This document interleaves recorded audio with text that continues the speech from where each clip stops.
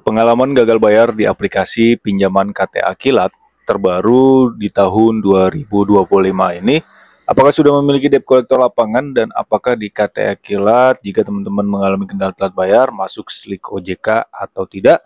Ya, di video kali ini gue akan bahas teman-teman ya, risiko gagal bayar di aplikasi pinjaman KTA Kilat. Untuk penjelasannya, tonton video berikut ini. Halo kawan pinjol, balik lagi di KP Channel seputar fintech dan pinjaman online. Apa kabar teman-teman kalian hari ini? Semoga sehat selalu ya, tetap semangat, tetap menjalankan aktivitas seperti biasanya. Masalah pinjaman online, mari kita sharing dan diskusi di KP Channel.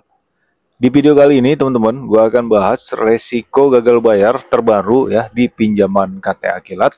Ya, apakah sudah memiliki debt collector lapangan dan apakah masuk slik OJK?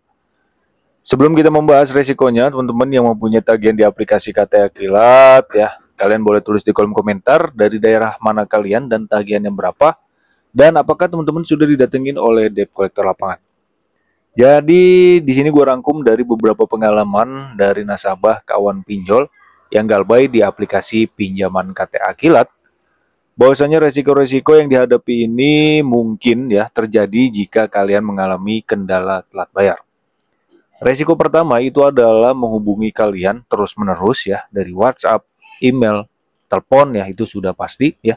Bahkan sebelum jatuh tempo ya dari debt collector internal KTA Kilat itu menghubungi kalian teman-teman. Dan ada juga pertanyaan mengenai kontak darurat nih. Apakah di aplikasi KTA Kilat ini bisa menghubungi ke luar kontak darurat?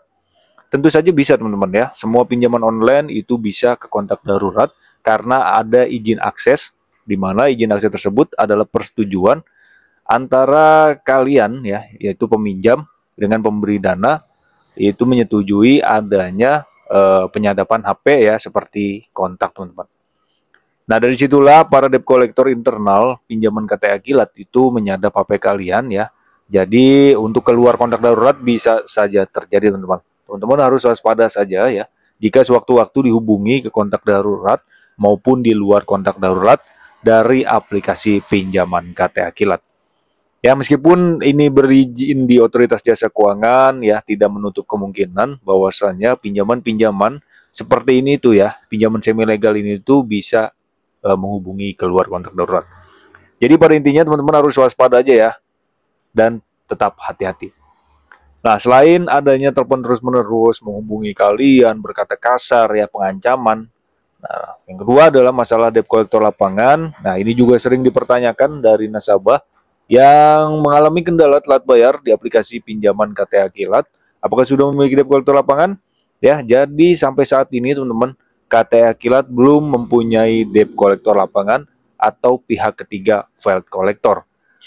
Ya, bahwasanya ini gua rangkum ya dari beberapa pengalaman juga yang galbay selama 1 tahun, 2 tahun, 3 tahun bahkan belum ada debt collector yang datang ke rumah.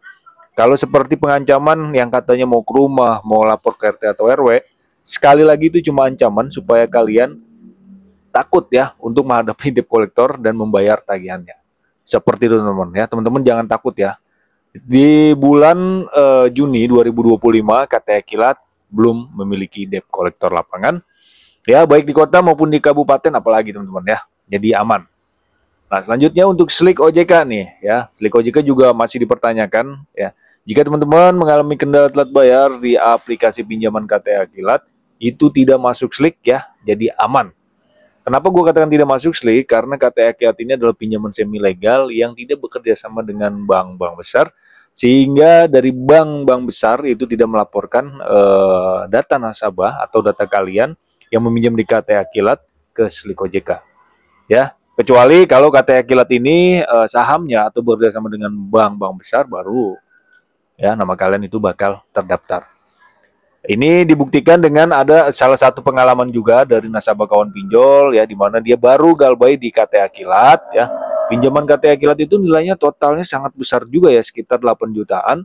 Ya kemudian pas dicek di slik OJK atau credit score itu masih aman ya. Artinya dalam artian nasabah yang galbay di KTA Kilat itu tidak dilaporkan ke slik OJK ya, karena ini sifatnya masih pinjaman semi legal teman-teman. Nah, jadi itu adalah beberapa resiko yang harus teman-teman hadapi jika mengalami kendala telat bayar di aplikasi pinjaman KTA Kilat. Ya, semoga bermanfaat. Sampai jumpa di video selanjutnya. Thanks for watching dan salam galbay.